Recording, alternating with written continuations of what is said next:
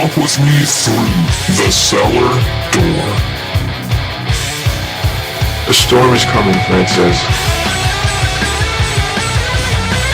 A portal to a more skeptical world. Cellar Door Skeptics begins right now. Prepare for the revolution with your hosts, Christopher Tanner and Chris Hanna.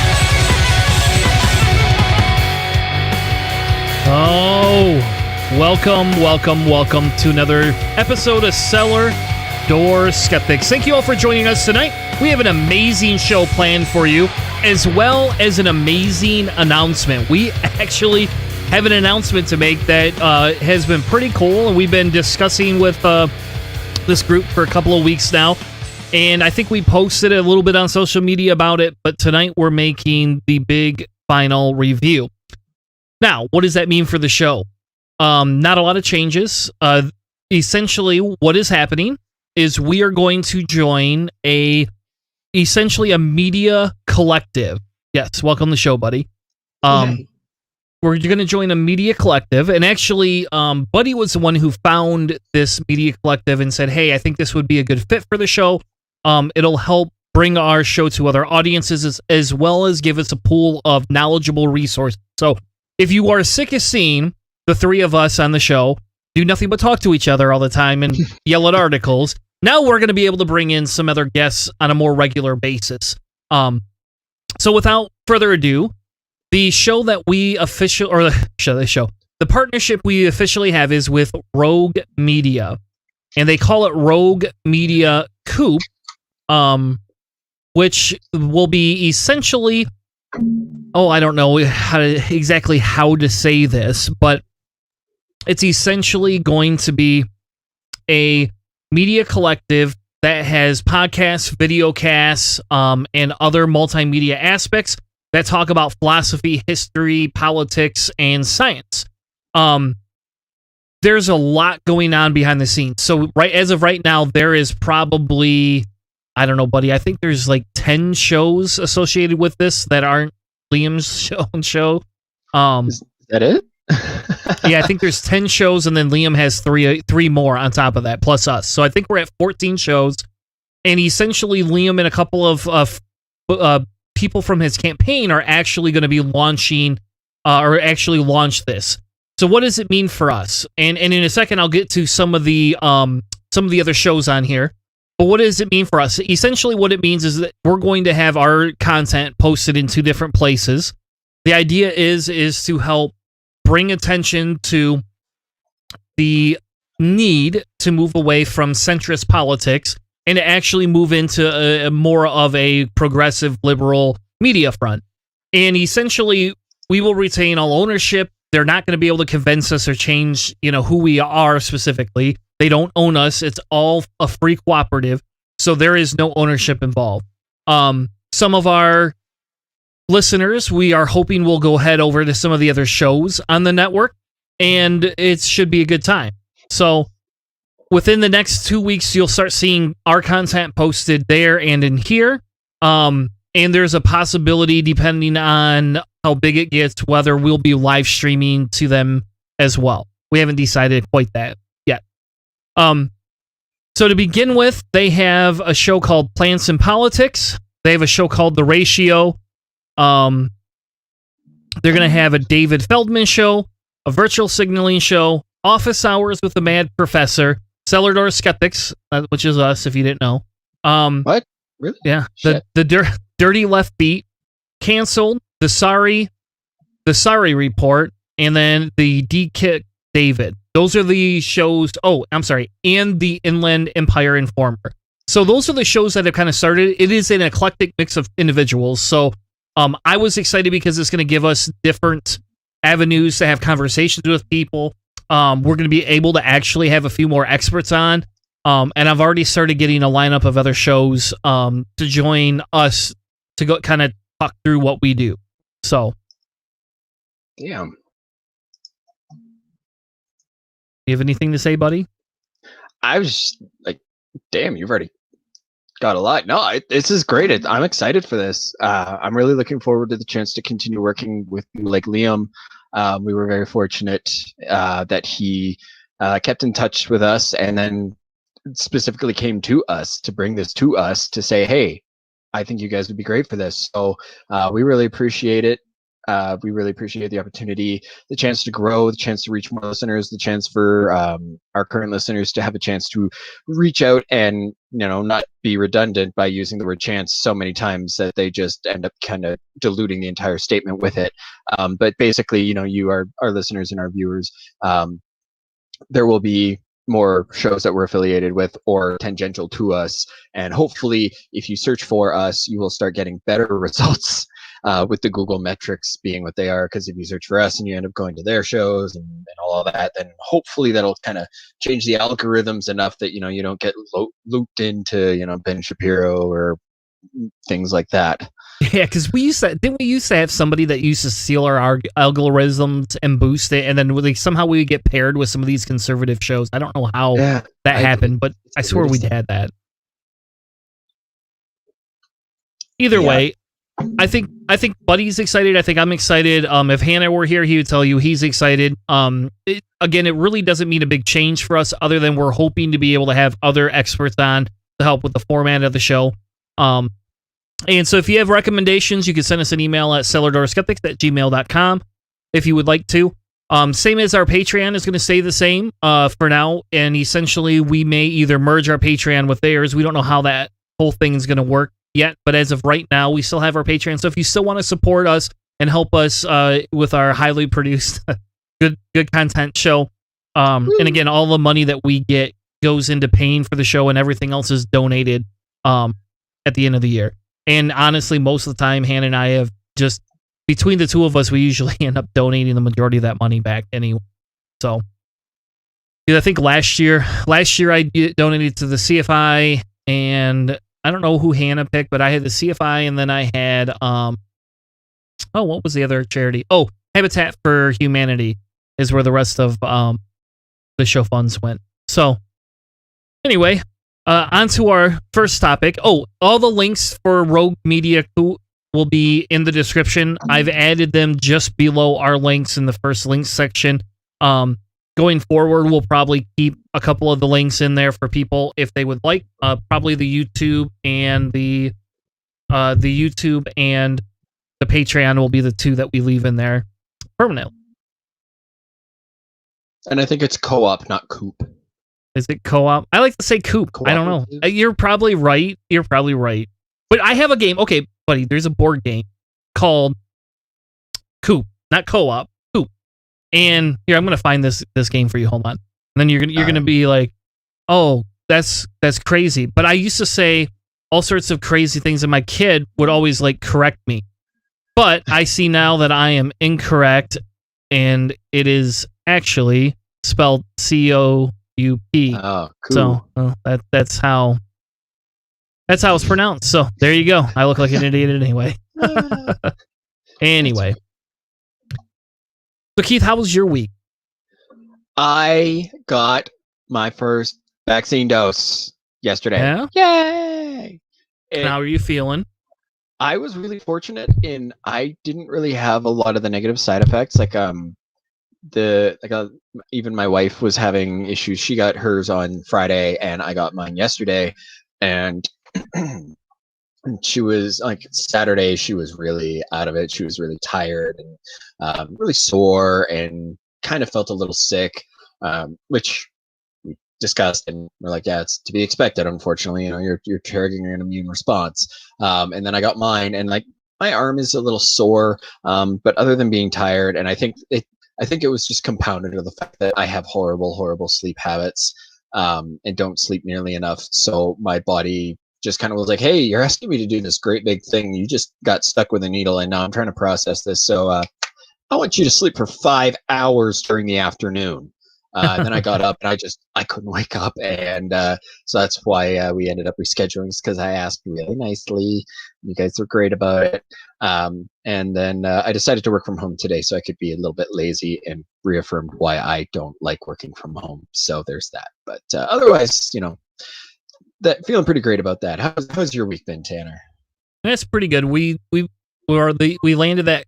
We had a big client we landed, so that was good. So that has been taking up a lot of my time at work. And now that we've hit the first phase of implementation finally, I can now take kind of a step back, because now that the client sees everything's, working out well, they aren't as pushy to have a project manager in every meeting. Like, I used to attend every meeting every time. So it's work-wise, it's been a little bit nicer because I finally threw that. But on a different note, my son had his last concert for his high school career, and he graduates on my birthday next week. So yay for Chris going and sitting probably in 80 to 90 degree weather, depending on Michigan, outside in the stadium. But it's even better, though, because guess what happened? We got new CDC guidelines that say people that are vaccinated do not have to wear masks anymore. So yeah, I was excited by that. And especially for next week, because I have a pretty amazing beard that I like to show off. And I don't want to put a mask on it if I don't have to. Priorities. Just saying. You got to show it off a little bit. That's what I'm told. I can't grow a beard. I know. We had the discussion. You and Hannah looked like what do they call them? Like a half lawnmower face, because all you grow is stubble. Yep, exactly. Fair enough. Well, to begin with tonight, I wanted to do essentially what I wanted to do is talk about the new CDC guidelines, because I think there's a little bit of confusion that people have. And I think the big thing here is they are now saying if you are fully vaccinated, you can resume activities that you did prior to the pandemic. Fully vaccinated people can resume activities without wearing a mask or physically distancing, except where required by federal, state, local, tribal, territorial rules, regulations, laws, including local businesses and workplace guidances. So they give you some examples. They say less safe dining in an outdoor restaurant with friends from multiple households. And they kind of tell you how you should be unvaccinated versus fully vaccinated. And essentially what they're saying is that anybody that's going to an outdoor event does not have to wear a mask. And I think that's pretty good, personally. Interesting. Now in Canada, what is have you guys changed anything like nationally for your country at all, Keith? Okay, so the answer is no. Yeah, I honestly, I've just been trying to focus too hard, and it's just distracted me from the larger discussion, because I see that there was announcements made today that I didn't quite catch. But yeah, there's a whole lot of he said, she said going on, and it's trying to figure out exactly where the problems are. But I do know that the Alberta Conservative government has been blaming the Canadian federal government the entire time, even though the Canadian federal government has given them lots of money and access to vaccines and just said, hey, just let us know how you're going to roll this out. And they've done nothing. So it's frustrating. And I think we have a lot more provincially decided mandates for how these things are going to run. I mean, I know in the States, like there's all the states' rights talk, but I think in Canada, we generally don't tell the provinces what to do. There are like the federal laws and everything that inform, but and then the budgets and all of that. But as far as that goes, it's all pretty much decided at the provincial level. Gotcha.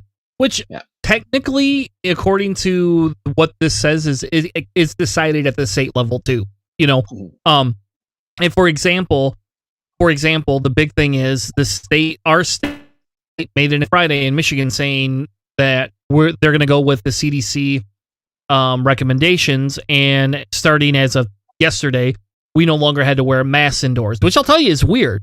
And like, you still get weird looks from people, and people are like, some people are telling me, Chris, you should wear a mask so they don't think you're a Republican or an unvaccinated person. And it's like, I'm just trusting what our health department said. And I don't feel our health department would go out of its way, A, to troll people, right? Or B, to instruct the populace to do something unsafe.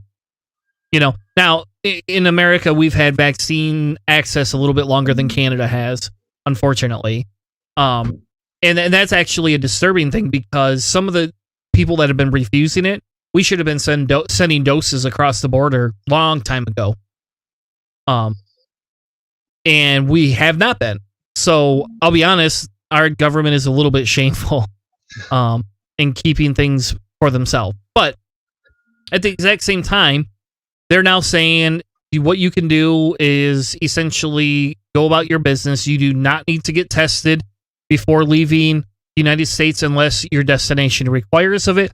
You do have to show a negative test result or documentation of recovery from COVID before boarding international flights. So that's kind of a newer thing that's going to be required. You do have to get tested 3 to 5 days after you internationally travel, but you don't have to self-quarantine when you come back. And that's a pretty big one there too, honestly. That's a pretty big one. The other thing that they're kind of doing too, right, is you still got to follow the guidances. If you travel, you should take steps to wear a mask, right, on planes, buses, trains, other public transportation. And fully vaccinated international travelers obviously have to get the test. So we're still going to have to wear masks, just not as many of places. Which, I mean, I'll be honest. I mean, now that, you know, I'm like all invincible against the COVIDs because of the vaccinations, I'm still planning on wearing a mask, because that's, you know, the vaccine isn't a guarantee that you will never ever be able to spread it. So to me, it just, yeah, I have a greater chance of not really being affected by COVID because I have this vaccine going on. But the mask itself just, it makes a lot more sense. And it's so infuriating for me to hear a lot of people who are anti-mask and how it's stepping on their civil liberties, which is all just a bunch of whiny crybaby bullshit politics. It's if you look at some cultures in like Asia specifically, we see a lot of mask wearing anyways, and that's because in their culture, as far as I understand, it's if you're sick, you want to protect those around you. You don't want to, you know, infect everybody around you as you go about your day-to-day life. So you put on the mask, it makes you, you know, you're a lot less contagious, and you know, you're basically doing what you need to do to try to reduce the amount of spread. I mean, I'll be brutally honest, in the last year, I haven't had a cold, and I normally get 2 or 3 a year. I haven't had a cold. My guess is 1, I'm around a lot less people. 2, I wash my hands more. 3, I sanitize my hands a hell of a lot more. And 4, there's masks. So people, when they cough, they're not spreading it everywhere. It's just kind of a, you know, just it's a lot less, getting a lot less spread. So it'll be interesting to see, you know, when when we reach a phase where COVID is no longer this impactful in our lives, like what it means about things like the flu. But yeah, like as far as wearing the mask goes, I still plan to keep doing it, because it seems like a good idea as far as keeping not just myself but everybody else healthy too. So I mean, yeah, I'm excited to not have to wear it come winter, because honestly, you wear glasses, you understand, you're wearing a mask, you go outside, if it's below freezing, you come inside, you breathe once and you can't see shit. You know, your glasses are just fog. So I'm excited for that. That's what I'm looking forward to most. Which is funny, because in the wintertime, even though you're right, you have that issue with your glasses, I like the mask in the wintertime because it keeps my face warm. Yeah. It's like I never knew you should wear a scarf. Like, it's just somebody, like, that's what my wife says. She's like, you know, you could just wear a scarf this whole time. I was like, okay, well, yeah, now I know now. It just seemed like a pain in the ass to put on, but now I got a cool looking mask, you know? Listen here. How dare you speak logics at me? Yeah. And I guess in my world, I get your point. Like, if we could change the culture in America where people did actually wear masks when they were sick, I think this would make it even better. And I think the big thing that they're struggling with, right? And here's what they say they know. They claim to know that it will stop severe illnesses and will reduce the risk of spreading to people if you are vaccinated. Now, those are risks that they're willing to take. I don't know personally if I would have taken those risks, but again, I don't have all the data either. I don't have all the scientific background. That's not my thing. I have to trust, in the people. And the reason I'm a little bit less scared about this is because they wouldn't. If I could still get really sick from COVID from an unvaccinated person, they would not be telling us they can do it. Now, what they do say is they don't know how effective any of this stuff is against variants. So, what that tells us is we should be monitoring, and when we hear of variant outbreaks, we immediately start masking up again.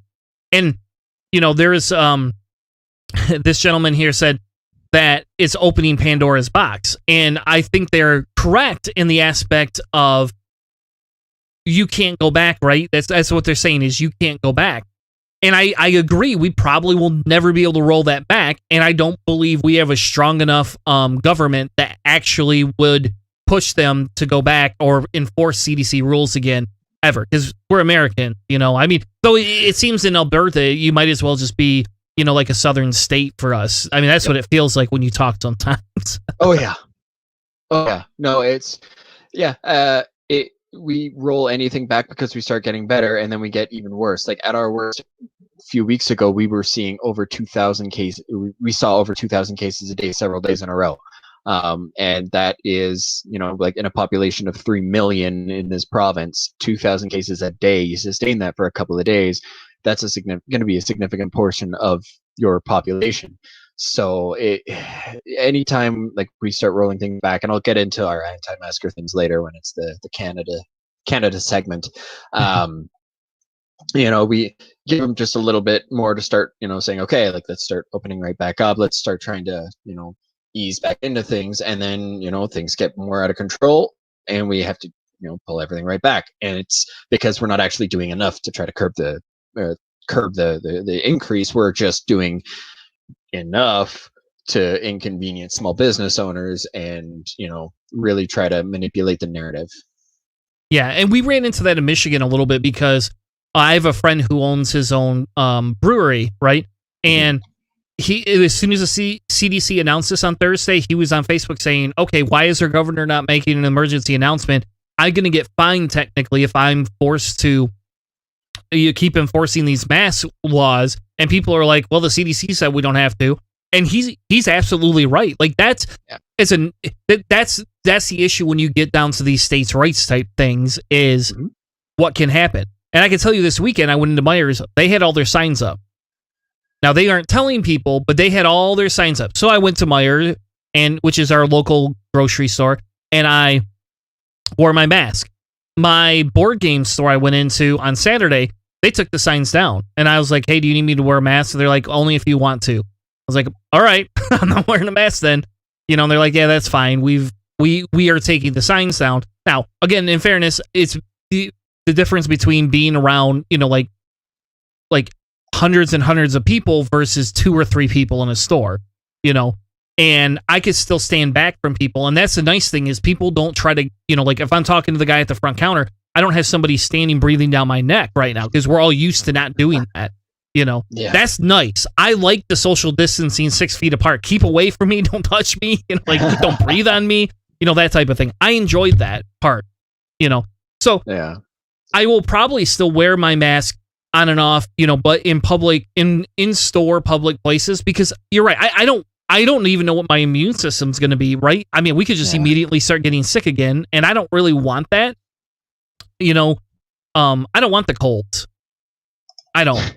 I liked having only an ear infection this year. That was the best part of that this year is the only sickness I really got was the ear infection, But there's some other stuff that they talked about. And NPR had a really good article about if you're confused, what they've learned, and kind of what it is. So they addressed the sudden shift of surprise. They talked to public health professor at George Washington University, who said the CDC seems to have gone from one stream of overcaution to another of basically throwing caution to the wind. If the United States had the vaccination rates of black communities about 27%, I don't think the CDC would have changed the mask guidelines. We should change guidelines when it is reasonable and safe for the population made most vulnerable, not for those who are at the least, right? So my population is probably the least vulnerable, in fairness. Therefore, that's what you get into. Why they probably made a decision is because more people have been able to get it. Have you guys seen similar things in Canada at all, or no? Like, are you seeing disproportionate vaccines go out to different communities? Not that I'm aware of. I do know, like, as far as I know, the First Nations reservations, I believe they did get a little more of a general, everybody can get vaccinated. I'm just trying to pull that up real quick just to make sure that I'm not totally wrong here, because I know that they did it in stages, but there was a little bit of a difference for the First Nations communities. And I mean, knowing that they are as vulnerable as they are, it makes perfect sense to make them a little bit of a higher priority, and I get that. I wouldn't really hold that against them. I mean, socioeconomically speaking, their communities tend to be doing a lot worse off, and I've been working the entire thing. In fact, I got a raise and have worked a lot of overtime, so it's like I get it. But I'm just, why is Google failing me today? They always do, right? Yeah. Is that how it's going? Okay. Here we go. Who should get vaccinated? Oh, come on. All right. Well, while you're looking that up real quick, early phase was December of last year, and that was healthcare workers, respiratory therapists, staff in long-term designated supportive living facilities. And then in January was when we started phase 1 in Alberta anyway. So it was seniors turning 75 or older all throughout Alberta could go in. Of course, respiratory therapists, healthcare workers still, paramedics, staff in long-term facilities, home care workers, First Nations persons born in 1956 or earlier, so turning 65 and up. So just a little bit younger than the rest of Alberta. And then in March we went into phase 2A apparently, which was Albertans who are turning 65 to 74, First Nations, Métis, Inuit people who are turning 50 or above, and then end of March we went to 2B, which basically just opened it up to Albertans born 2009 to 1957 with eligible high-risk underlying health conditions, such as asplenia or dysfunction of the spleen, which I did not know was a word, cancer, chronic heart disease, chronic kidney diseases, chronic liver disease, chronic neurological disease, chronic respiratory diseases. So my aunt who had all chronic disease. Basically, yeah. And then 2C, which started middle of April, was what? Interesting. Schools. Oh no, sorry, that was May 4th. Sorry, they're trying to retroactively make it look like they didn't deliberately leave teachers until the last minute.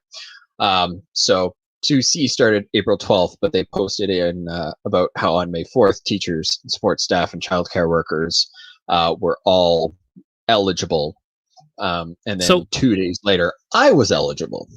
So safe to say, your country is essentially 2 months behind us. Mm-hmm.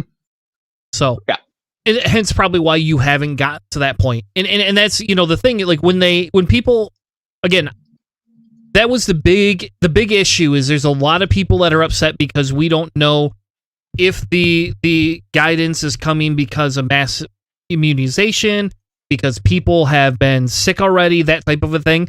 The issue, what they're doing is a study they published was across 33 sites that essentially said people are getting sick less when they're vaccinated and unvaccinated. And out of essentially 5,500 healthcare workers in another study, only 8 got sick. So it is working.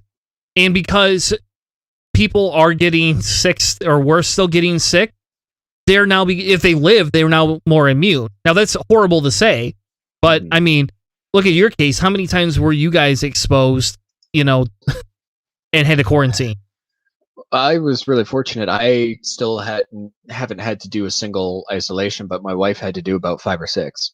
Yeah, which is just crazy because that tells you maybe she should have been one of the first people to get vaccinated. But yeah, I mean, anyway,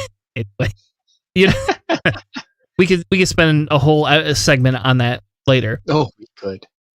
So they talk about, does it change local rules? Does it change grocery stores, offices? And the answer is no. That essentially, as of now, it's not going to change anything. If those stores want to mandate it, and this goes back to that whole, if you have a baker that can legally refuse to bake a cake for a gay couple, then a store should be able to refuse you service for not wearing a mask. And I don't give 2 flying fucks who you are, how much money you make, what your status is, any of that. You should not be able to deny that store based on what that is. Agreed. Now, I think it's total hypocrisy for people who stand up against, they were attacking the baker because they just didn't want to bake a cake for the gay peoples. And it's like, well, yeah, that's a bigoted stance. That's a personal decision, ironically enough, to hate on gay people, to refuse to wear a simple mask, to refuse to take a piece of cloth over your mouth while you're in close proximity and poor air circulation. So if you have some viruses in there, you're not breathing them all over everybody's shit. One's a public health crisis. The other one is just being a toddler, basically. So they are not the same, unless you refuse to take the public health crisis seriously, in which case you're also a toddler. So I don't know how that tips the scales. As good as I am at math, that I haven't quite worked out how that one works. Exactly. And they talk about schools. Now that we have vaccinated people, they're not changing the rules for schools yet. They are not. And because my kids actually came home this week and asked if they really need to wear a mask. And I said, neither of you are vaccinated. You absolutely should be wearing a mask at school, whether they mandate it or not. I'm asking you guys to start to keep wearing masks until the CDC or somebody higher up actually comes back and says, here's a study that demonstrates it not being that, right? And until then, you should. And, my daughter understood, and she told me, she's like, I don't like shots anyway. Maybe I'll just always wear a mask for the rest of my life. And I was like, well, that's not how that's going to work, honey. But, okay. We're going to have a whole different conversation. So, there's I get the fear. And, in your country, Keith, I think it's a little bit different because you guys aren't vaccinated. So, there's that. But the fear, we have to either listen to them or not listen to them. We cannot pick and choose. So in America, the CDC told us to mask up, and every one of the anti-vaxxers and anti-maskers were all like, screw this is stupid, this is not a problem, blah, blah, blah. Then you turn around, and now they release different requirements, and I got all the people that are on the left yelling at me saying, well, you should be wearing a mask. You shouldn't trust these anti-vaxxers. They're just going to claim they have masks on. Because technically the CDC says they should still wear a mask if they're unvaccinated. They say that. Yeah. We know people aren't going to do that. As of Friday, when I went grocery shopping, there were people in the store not wearing masks, and they were wearing their Trump get-up. Oh. I'm not saying they specifically were not vaccinated, but the probability is a little bit higher, and that's just me being an asshole, maybe. But and understanding how statistics work. Yeah. But why are you still wearing your Trump get up in the middle of May? 7-8 months after he lost. Anyway, so I think it's a good conversation. We have another article, and we're not going to go through the whole article, but we have another article from NPR where they kind of go through and talk about guidances for parents that have kids, right? And essentially the crux of the article are, what are the risks? Well, kids are developing less serious symptoms the younger they are. They are not able to get it. Most kids 12 and up are now able to get the vaccine. So if you have a 12-year-old, you can get a vaccine. Anybody underneath that has a lot less of an issue of getting sick.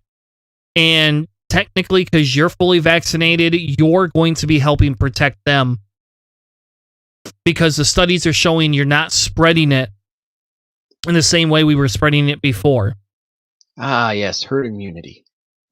So, I don't know. To me, that's the crux of that whole thing. To your point about, the CDC kind of,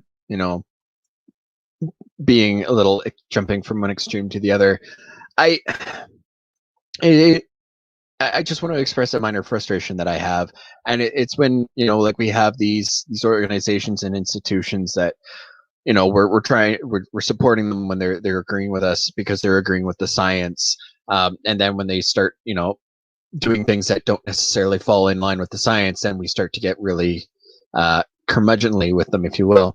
It's really hard to kind of draw a stance of, I support the CDC, and then the CDC go and says, okay, well, it's you can start doing this a little sooner, and it's like, but now you're negating yourself, and now you're actually giving power to the people who I've been fighting against because they've been against you the entire time, and I've been defending you, and now you've handed them the biggest weapon that they've been asking for, which is you to slip up and or waffle or bounce back or contradict yourself. You've given them that, and now I have to justify not only my previous stance, but now why suddenly I'm turning and not defending you the same way. You're putting us in a really fucking awkward spot. And I guess there goes our explicit tag, but it's a huge frustration, because it's part of the reason why I'm still sticking with my rule of two-esque way of handling things. It's how I can still think fondly of Richard Dawkins' book, The Greatest Show on Earth, while also acknowledging that he is a transphobic piece of garbage, and we should stop listening to him, because it was a great book, but now he's basically no longer of use to us in the movement, so we can discard and do away with him, and we can take whatever we may have learned from him and use that to continue propelling ourselves forward, and then just leave him behind with no momentum, because to hell with your garbage hot takes if you really think that that's what it takes to get you attention and whatever benefit you get from that, you kooky old dude. But it's so frustrating, because it's like the anti-maskers, they glom on to just the smallest thing, and it's the most infuriating conspiracy what's the word I'm looking for? Tactic is to just God damn it, why can't I remember words today? It's anomaly hunting. Anomaly hunting, that's what it is, I think. And is that what it's called? I'm pretty sure. And then just looking for every tiny little hole that they can dig their grubby little finger into, and then just wiggle it around until they've got something that they can stick their eye through and go, aha, see, I've got you now, I win. And it's such a disingenuous take. And when our side is doing dumb shit, like lifting restrictions or easing recommendations a little too soon, a little too preemptively, they get to sit there and jam two fingers in and be even bigger assholes. And it's just annoying. And I agree. I don't disagree with you. It is kind of annoying to get to that point where it's like, yeah, these people aren't right, and these anti-maskers are not right at all. No. They're actually wrong. They were 100% wrong, because they caused this to go longer than it needed to. And anybody that was the anti-vaxxer and an anti-masker, you got like double duty. Like, if there is a hell, There's like 2 rooms that you got to go through before you can get into purgatory. How about that? There's special rooms for your asses. Unfortunately, I don't believe in any of that shit, so, like, it doesn't make a difference. But if there was a hell, there you go. That's all. And I don't know. It is what it is. I agree with you. Yes, it's creating a huge amount of discussion online. Like more than you can... Like, it's almost a bigger discussion than Israel and Palestine, right? Which it shouldn't be, because we have people committing atrocities all across the board, but yet everybody just wants, to just not care and bitch about their masks and try to claim they were right. Yeah. I don't know. It's frustrating, to say the least. Sure is. Speaking of Israel and Biden, so if you haven't been following the news, you will not probably have seen all of the craziness that is America. But, and I know we did a segment on this last week, and I won't belabor the point too much. And John Oliver did a great segment this week on Israel and Palestine. And I know there's fervent disagreement on this issue. I am going to continue to stay the course on my line, and I have a very hard time explaining why I do not support the state of Israel and what they're doing. But essentially, the first statement that Biden decided to make was to call the prime minister. Uh-oh. Yeah. He condemned the rocket attacks by Hamas and other terrorist groups, including anybody against Jerusalem or Tel Aviv, right? He conveyed unwavering support for Israel's security and Israel's legitimate right to defend its people while protecting its citizens. This is the guy that replaced Trump. This is a guy that is encouraging state-sanctioned violence. Now, we could talk for a quick second, and we spent a lot of time on this last week, and that's why I'm having a hard time trying to not spend another hour on this, right? But yeah, essentially, there's a difference between the two states, right? And then there's a lot of innocent people caught in between. And the first thing I will say, period, is violence does not beget violence. It does not work like that. It is needed in certain situations. In this situation, it is not needed specifically. And what they're doing is not just addressing the violence. They're trying to liquidate people out of their country. Yeah. Now, get this. And I didn't know if you knew this, buddy, but they call it the Iron Dome, right? And essentially, Israel has a mass defense weapons missile system that shoots down rockets that Hamas is shooting. Guess what Hamas has to protect themselves? An umbrella. That's probably even more generous, because I don't think they have many umbrellas over there. They can run. They can run. Now, what's frustrating about this whole thing, and I'll be honest, if we want to talk about something that fucking burns my chaps, this fucking burns the shit out of my chaps. Really, it does. And it's to listen to people try to say, well, they're attacking back, therefore they have the right to continue to liquidate. All these current deaths are because they're attacking back. But it's the same way. So if you and I had a disagreement, buddy, yeah, and we're going to call it over a goat. There's a goat. We both like a Canadian goose. We'll pick a Canadian goose. No, there's a Canadian goose that likes to eat your food and my food. I like them. I kind of want them. You say, hey, but that was my goose first. And you're like, no, I'm pretty sure it's mine. I have a right to be here. And you go, all right, well, if you keep this goose, I'm going to protest you and have people stop coming to your farm. And then we decided to start taking over some of your farm because we feel it's really always been our farm and not yours. And you took it from us originally, and we have a God-given right to have this. But the big issue So that is there. That's the whole original conflict, is there's a big argument there. Now we're going to get to the issue of what happens when I decide that, you know what, you are in the midst of your harvest week. I'm going to take my guns and some of my farmer friends, and we're not going to have guns. We're going to just use our big muscles. We're going to fight you, kind of like Letterkenny. That's how we're going to do it. But we're going to get the biggest and heaviest fighters, because we know you're not allowed to fight anybody while you're harvesting, because it's so important. If you don't get your crops out of the ground, you won't have anything for the rest of the year. We're going to come over and beat the shit out of you. And we start harassing you and moving you away from the crops, and eventually we just take over some of those crops. And you get angry, and you say, well, screw it. If I can't eat these crops, and you're ruining my Holy Week as it is to harvest my crops, I'm going to get some slingshots and some bows and arrows and start firing at you. And as you're doing that, I just take my shields, and I just put a bunch of big shields up and like block most of them. A few get through, but most of them get blocked.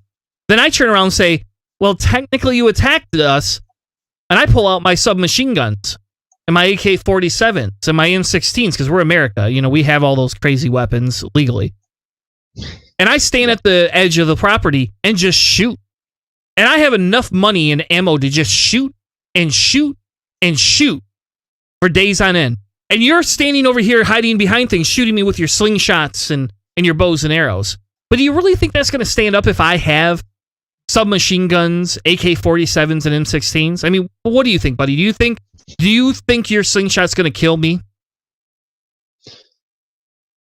At the end of the day, no. No, I don't think so. I mean, you'd have to really screw up.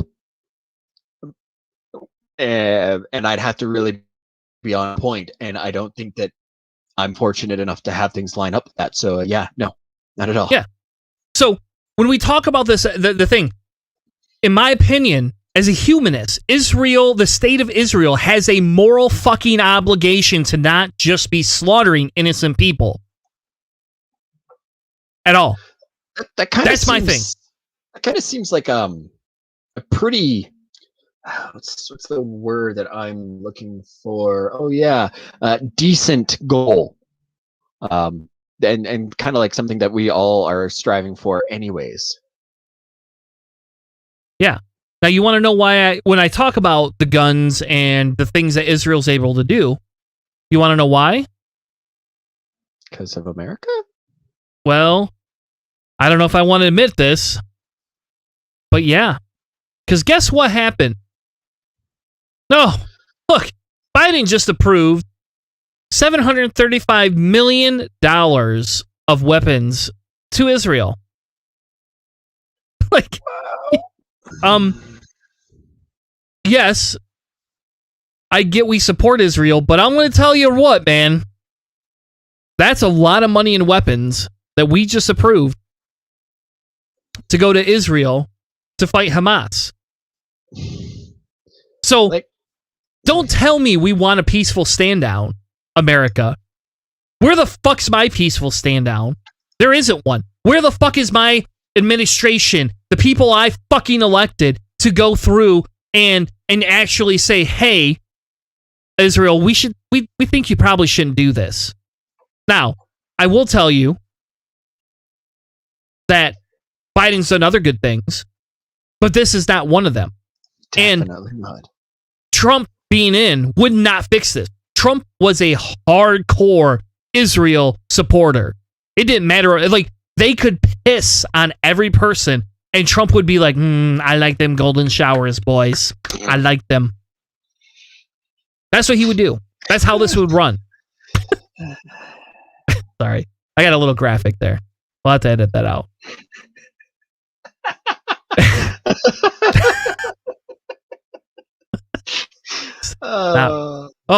You're killing my concentration. But that's what this is like. And that, like, buddy, when you in a minute we're gonna get to your Canadian segment where you get to talk about how disgusting one of your politicians is. And like the venom you feel is how I feel to the Biden administration. And there's debates going on all over the place about whether we should be supporting Israel. Do you understand the conflict on both sides? And I'm saying is, hey, when you fucking murder innocent people, and especially children, wake the fuck up. This is a problem. These people should not be being murdered and dying like this. And where the fuck is the U.S.? How about this? We invaded Iraq, for fuck's sake, to stop the turmoil. Why the fuck have we not invaded Israel and Palestine and said, hey, look, motherfuckers, we got bigger guns, stop. That's what America does, but where the fuck are they? They're nowhere to be found. We're just sitting here with our fucking hands up our assholes. That's where the fuck we are. Getting off on little golden shower shit. Yeah, not that I want to sound like it, but honestly, if there were bigger oil reserves in Israel and Israel weren't quite as friendly to the U.S. or something like that, I'm pretty sure you guys would be in there constantly, and there'd be a lot of pictures of your troops giving flowers to kids who are covered in dirt and rubble and debris. But, you know, you guys would be there. Yeah. Oh, and you got me fired up now. New report came out today. Biden now calls for protection of citizens and journalists. That's what he's now saying. He's now urging them to stop avoiding deaths. So before, when it was only 8 or 10 child deaths, Biden was like, Jeffrey Epstein, he did worse to the world. So, and we still can't stop him. Oh my God. Biden is the Jerry Springer of the world. Because if you think about it,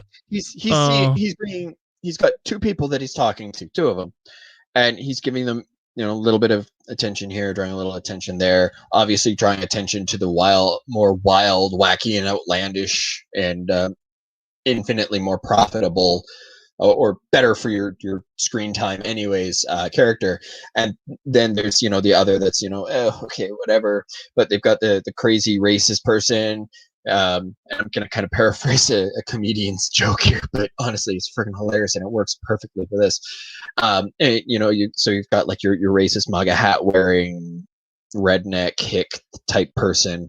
Well, you know, I don't like them blacks, them Mexicans, Chinese peoples, them Islamists, Muslims, whatevers. And there's Jerry Springer going, well, I tell you what, we got the Muslims over here. Oh, God, don't fight. Oh, there's a crowbar between you. Don't fight. I don't know why he went Jewish, but, you know, basically. I was like, hold on, man. He's just pandering to both sides and, you know, leaving weapons in between them, knowing full well one side is going to pick up that weapon first and bash the other one's skull in. And instead of actually being like, hey, maybe there should be actually something going on here. It's just oh no, you know, suddenly when it comes to Israel, it's not a, you know, we have to step in for the safety of the people. It's oh, don't fight. No, stop, guys. Come on, please. Yeah, you're right. Type of thing. Yeah. And it's disgusting. It's hypocritical. It's just absolutely hypocritical. Yeah, I don't know, man. It's been a hard week to watch our government fail so bad. It just has been. Yeah. Yeah. But speaking of failures, let's break the show up. Let's do something a little bit more light. Let's do something light real quick and talk about another American failure before we get it to our Canadian friend from the north.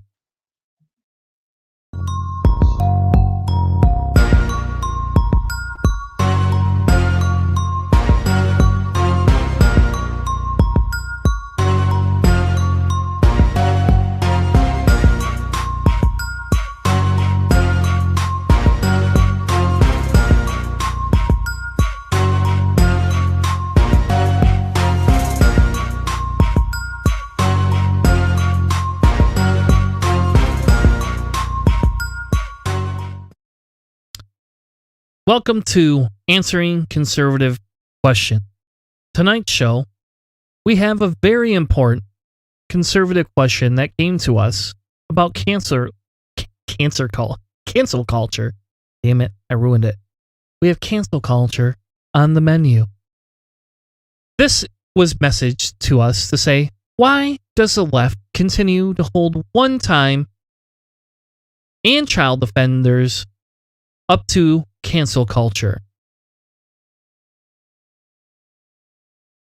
And when I say child offenders, I don't mean the sexual kind of child offender. I mean a offender who is less than the age of 17. The article that came out that they referenced to,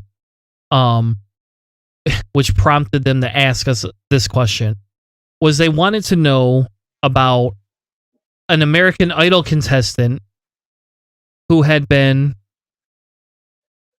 canceled. Is that like the right word for it, Keith? Like, I don't know if they're canceled or they just removed from the show. I think he was just removed. So that was the problem, right? Is that they believe, and I don't know, you'd have to correct me because I've never watched this show. Have you ever watched American Idol? Never on purpose. Okay. I never have either. So don't know. I didn't even know that show still existed, to be honest with you. Actually, I'm right there with you. I thought it had actually finished, but it turns out it came back. So essentially, the question that got posed to us is, why is Caleb Kennedy canceled from American Idol? And essentially, he was like a young 16-year-old contestant who was essentially kind of doing, it's mainly country music. He's from the South. And a video online, and I'll play the video for you, that showed him sitting next to a guy in the hood, a guy in a hood. Now, honestly, that kind of might not seem like a big deal, but he's hanging out with somebody wearing a hood. He doesn't correct it, and he posts it on social media. Seems pretty bad, pretty dumb to me, you know. And so the question became, though, is, well, this kid's never had any other offenses. He's never been in trouble before. He doesn't show any other troubling behavior. Why are we canceling him off American Idol, off his biggest opportunity in his life? Which, that's a whole different topic that we can talk about about celebritydom in a different show. But they want to know why. So Keith, what's your answer? What's your opinion? So, thank you for correcting it, because when you first posted this question, I read it and I couldn't figure out what the hell it was asking, and I'm like, child offenders, what the hell? No.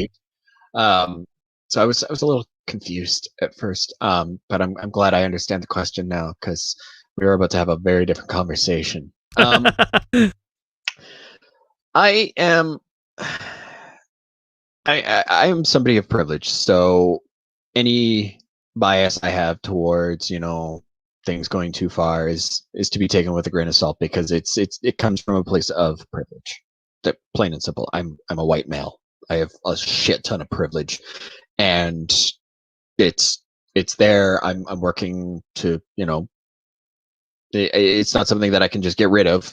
So I would like to see if I can try using it for good whenever possible. Otherwise, I would like to not, kind of push it through at all, because it's, it gives me an unfair advantage. But I want you all to remember that I'm coming from privilege, and so my opinion is probably going to be in some way slanted by that, is what I'm saying. My thoughts on this, and it's, on the one hand, yes, my knee-jerk response is, okay, it was once. Okay, dumb kids do dumb things. I was dumb. I'm sure if somebody were to look hard enough, they would find a lot of the dumb things that I've posted or said or whatever. I was just did it at a better time in the internet when, not everybody was on there, and some of the sites I was on, they're no longer around.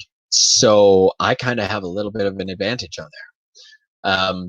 But were they to come back and bite me in the ass, I'd have to tuck tail between my legs and look straight ahead and say, yeah, that was that's a true. And I think I understand a lot of people that go, oh, everybody's offended about everything, and I roll my eyes whenever people start saying that, because all I can hear is I'm too lazy to challenge the way I think. But like a one time or a kid doing something stupid, it's easy to want to write it off, and say, like shit happens. But I did want to highlight something in Caleb's response. He goes, I was younger, didn't think about the actions, but that's not an excuse. I want to say sorry to my fans and everyone I've let down. I'll be taking time off of social media to better myself. I know this has hurt and disappointed a lot of people, and made people lose respect for me. I'm sorry. I pray that I can one day again regain your trust in who I am and have your respect. Thank you for supporting me. I actually really appreciate the response, and I think it speaks to the generation in a way, because this is somebody whose generation is going to see a lot of this. Somebody, they get exposed as having done a lot of, or having participated in a lot of activities where they were racist AF, as I think the kids still say. I don't know. I'm in my 30s. I don't really know how the kids talk anymore, and I probably never will. But that's, again, back to my point. That's the generation saying, like, yeah, this is a thing that we're acknowledging. We're working to better this. I do want to see more of a redemption from these. However, I know that's not my place as a privileged person to say that people of color need to just get over it. Women need to just get over it. The LGBTQ community needs to just get over it. No, that's definitely not ever something I would want to be caught saying. And if I am, I hope somebody calls me out on it, because I clearly have to fix my head and get myself straightened out or figured out or whatever. And I do want to see us move towards not seeing these as a canceling, but as an opportunity for redemption and growth, which is, I think it's a great opportunity. I'm very fortunate. I've outgrown a lot of my shitheadery, and it's not come back to really hinder me from any major consequences or anything in life. But I have turned around. I'm a total 180 from who I was about 11, 12 years ago. So I kind of believe in redemption, because I'm kind of an example of it. And I would like to see the chance, but I know that it's going to take time for us to get there. I know that as a society, it's taken us how long just to get this far, where being a racist actually hinders your career more than it helps it.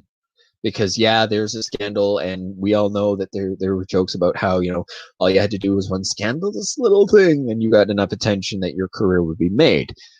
Now because we're actually figuring out the best way to do these things is basically cut off, vote with your wallet, so to speak. Stop supporting people who do this shit.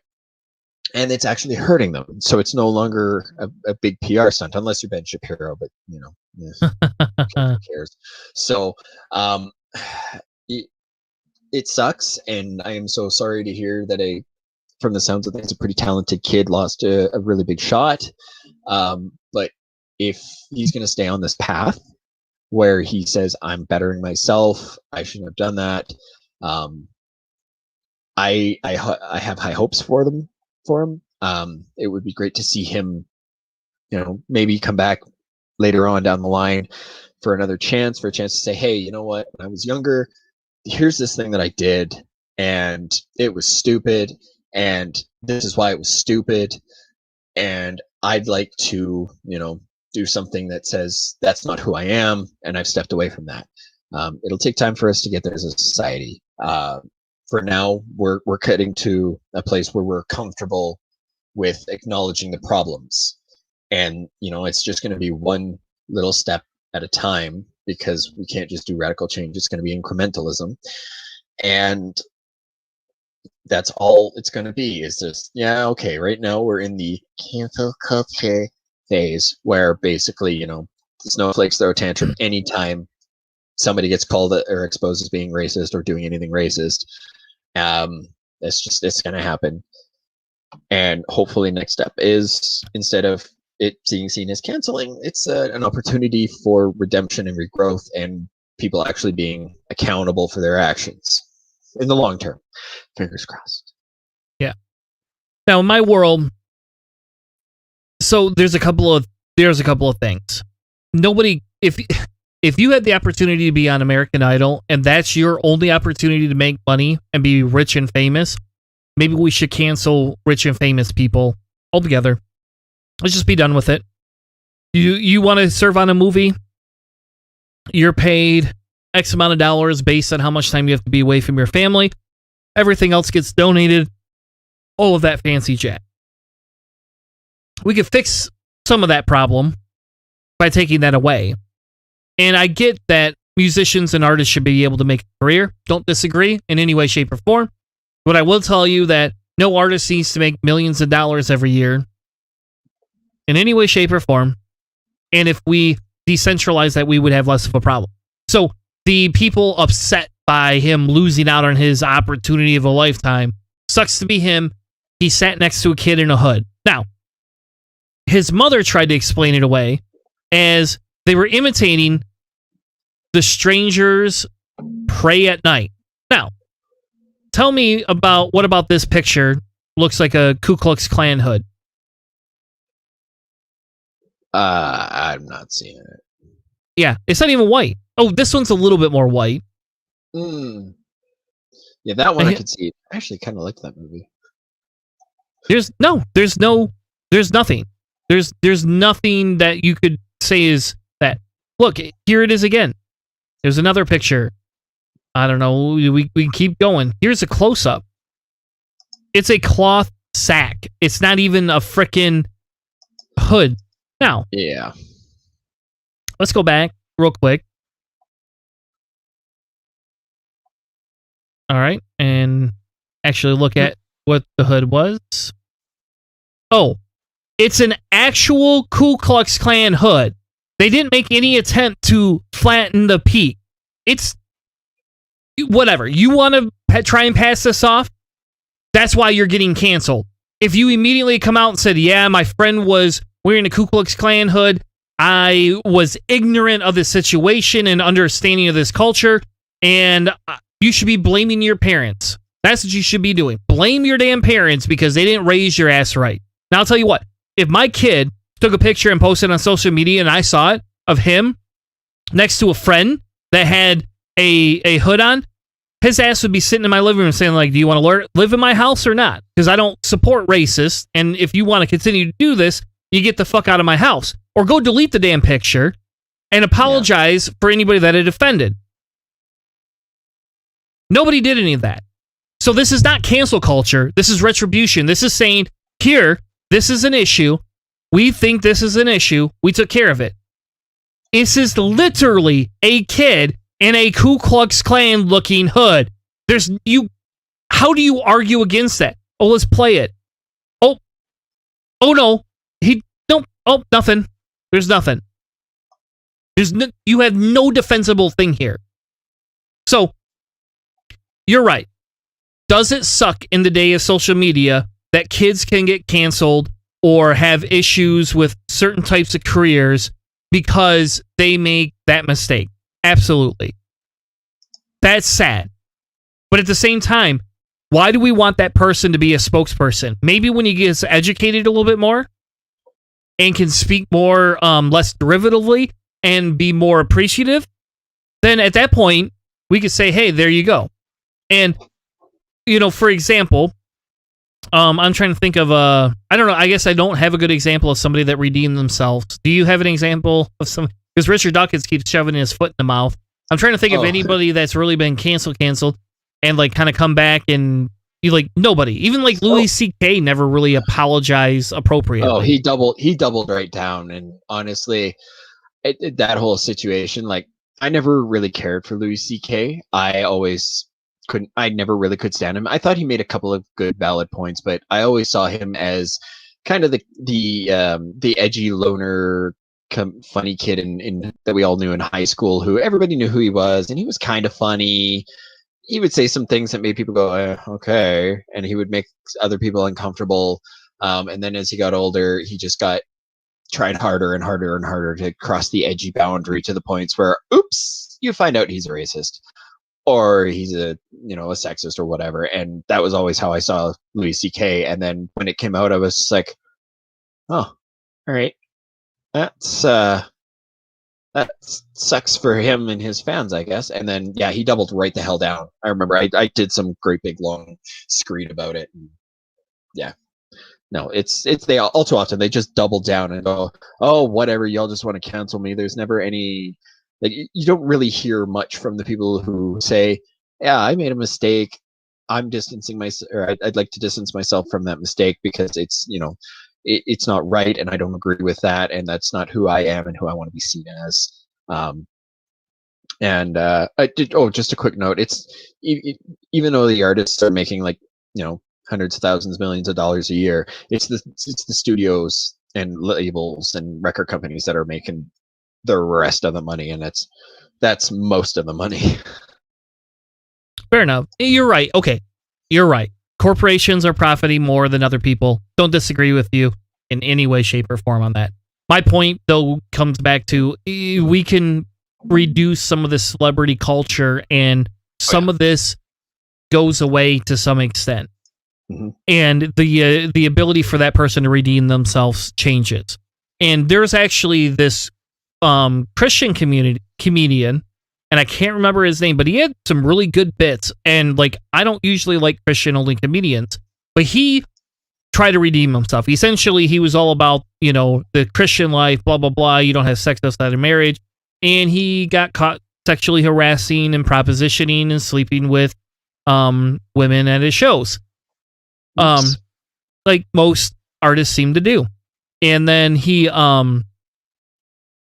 anyway, so then he went to rehab for sexual addiction, came out, and he's now redoing stuff, right? And so far, everything's positive. So there's a person that did redeem themselves, per se.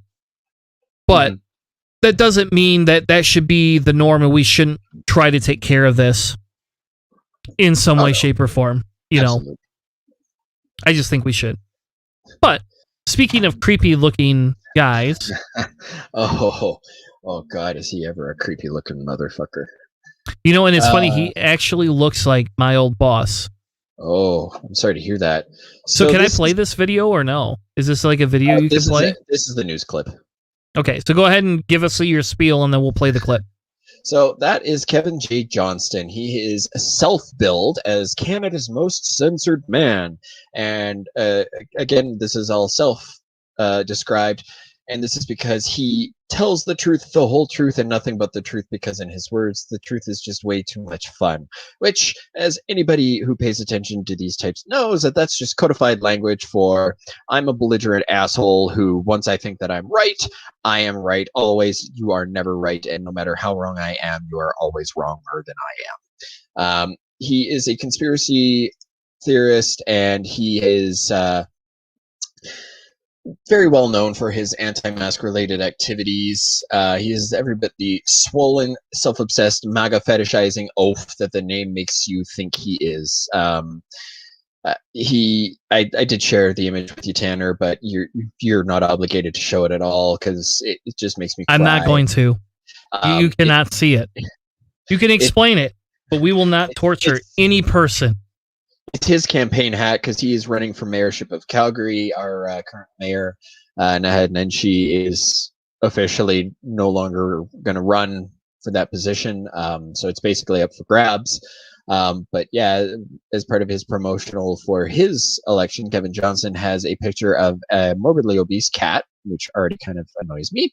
And it has a red hat that is clearly for his campaign, and it says "Make Calgary Great Again," even though Johnston is from Ontario, much like our premier.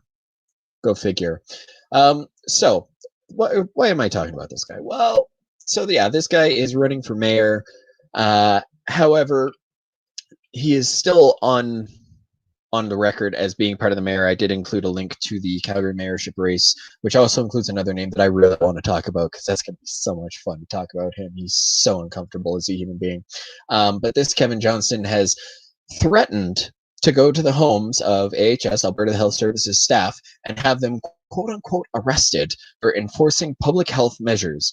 And in an interview with CTV, which is where the original article and this unfortunate picture comes from, where he doubled down, saying that health inspectors and whatnot are criminals. And yeah, the guy's a real piece of work. Can we listen to it? I gotta hear it. I gotta hear him say it. I gotta hear his voice. I gotta hear his accent. I don't know if that's in this one, but Calgary candidate for mayor is standing by. We'll find out. We're gonna find out. Made on his podcast about harming AHS employees. Kevin Johnston says if elected mayor, he will go to the homes of AHS staff and have police arrest them for enforcing public health measures. In an interview yesterday, Johnston doubled down, calling AHS inspectors criminals who should be locked up. Some city councillors say his comments are dangerous, especially as all candidates can gain access to voter lists. Those lists contain names, addresses, and phone numbers of eligible Is he voters. driving The while police chief says officers will be available for recording? anyone who feels threatened or fears for their safety. actually, we can Wait a watch part of that. Is he video. getting arrested too? So yes, so that's a little bit ahead of where I'm at right now. Okay, but, okay.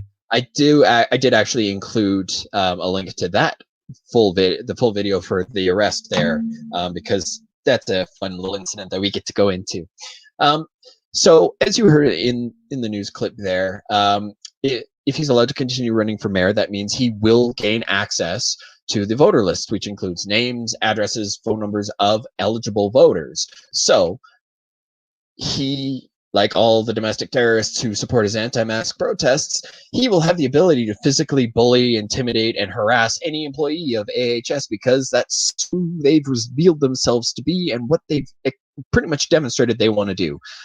So he's claiming that he will only use this list exclusively as required, which is for election campaign purposes only.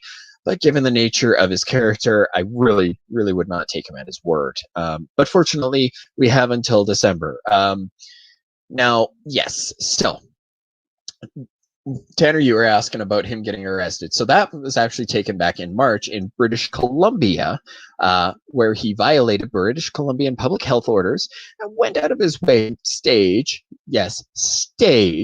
a big uproar by challenging the mask mandate in a no-frills grocery store. So the video really shows a great example of how people like him operate. So basically, you know, they get tensions high, they whoop everyone up, and then they get in somebody's face as close as they can physically, so that they have to like brush you away or whatever, and then you fall to the ground crying that you're the victim. And anytime these people make fun of European football players for doing that same thing, I don't take you seriously anymore, and I really want you to watch Your Heroes, because they could probably teach a master's level course in it. Like, okay, so this guy is getting in people's faces. Yep. Okay, so, I gotta understand, how in God's green earth is this person even able to be running for mayor? Don't you have like? Isn't there like okay, all right, I'm sorry. We have Mallory Green that is elected official. So Green, yeah. Yep. Never mind. I'll rescind my question. I just figured you guys were more progressive than us, you know? Yeah, but we want to give people a chance, apparently. Yeah, so... the old guy with the military crew cut. Yeah. So technically he's not been expunged from the ballot, because what he's doing technically isn't a... what was the verbal used for it? Basically, he's not done anything to violate like the election standards, so all of his criminal behavior is outside and unrelated to the election, which I don't really think should matter, but I also preferred him as a domestic terrorist. What's the standards, Keith? Is it like can you expose yourself in public and be like, this is just me being free? Like, I mean, like, I don't know. This is very American, by the way. Oh yeah. Oh, incredibly. Yeah, I'm just trying to find it because I did read it. And the funny thing is that our premier, Jason Kenney, who you probably heard me rally Oh, yeah. about a few times, actually called this guy a nut bar for his behavior and the fact that. So this video was March 25th, so almost 2 months ago. Well, he was actually arrested in Calgary a couple of days ago for attending another anti-mask rally.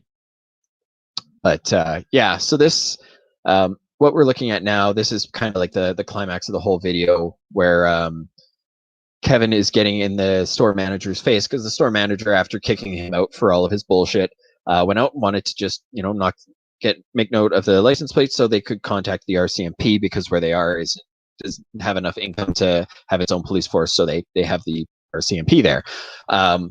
And what happens is Kevin gets in his face, puts his phone literally inches from his face, and actually this whole video was posted on Kevin's Facebook, so it's very kind of him to show us what an asshole he is.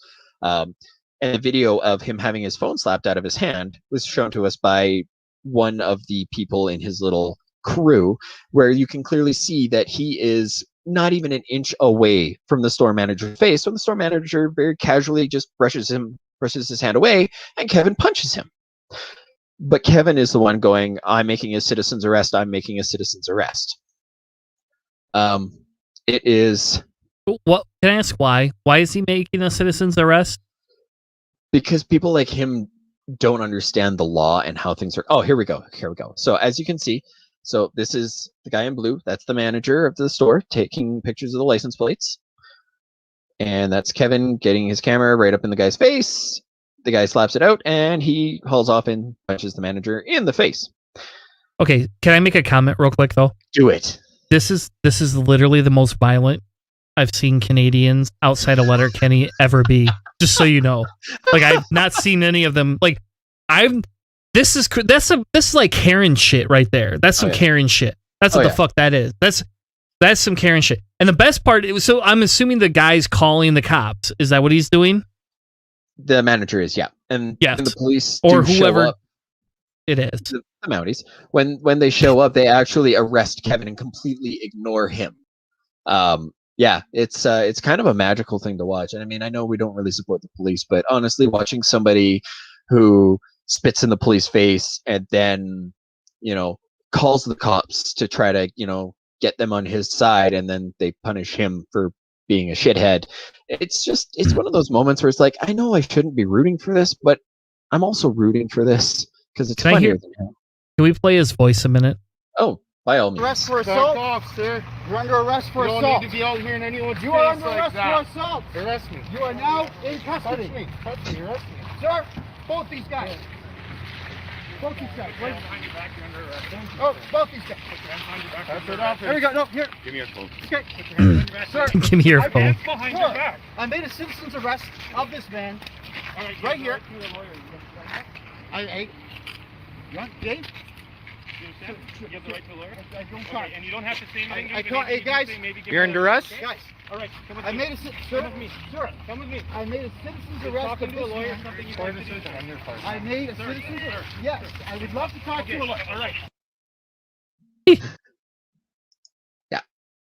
Okay, So sorry. he made a citizen's arrest for assault because the guy put his hand up and said, "No, you back away from this person who you've been harassing. I've been watching you." He goes, "No, you assaulted me. It's a citizen's arrest." And I thought it might be kind of fun because I was curious. As I was making my notes, I made a cheap shot and I said, "Oh, who the hell thinks that citizen's arrests are still a thing and isn't a kid?" But then I got curious because I'm like, well, I've never actually looked into it, so maybe I should. And I actually, in the notes, did include from the Department of Justice information about making a citizen's arrest, which I didn't really realize was still technically a thing.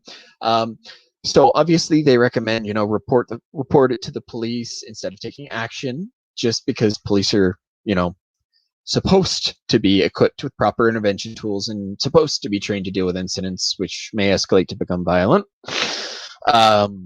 Not just people. And I mean, I'll be brutally honest, when dealing with people like Kevin Johnson, you can probably safely expect that violence is going to happen because he will do everything in his power to try to provoke it. And sooner or later, he's just going to rub somebody the wrong way and catch somebody at the wrong moment. And, then he gets what he wants, which is to look like the victim. But anyways, so they say, for important considerations, without carefully considering risk factors, may have serious unintended consequences for you or anybody else around. So the arrest consists of either actually seizing or touching a person's body in an effort to detain them. But before deciding to make a citizen's arrest, you should be aware of the citizen's arrest laws and consider the following. Is it feasible for a peace officer to intervene? If so, report the crime to the police instead of taking action on your own. Your personal safety and that of others. Can you say that one again? Is it feasible for a peace officer to intervene?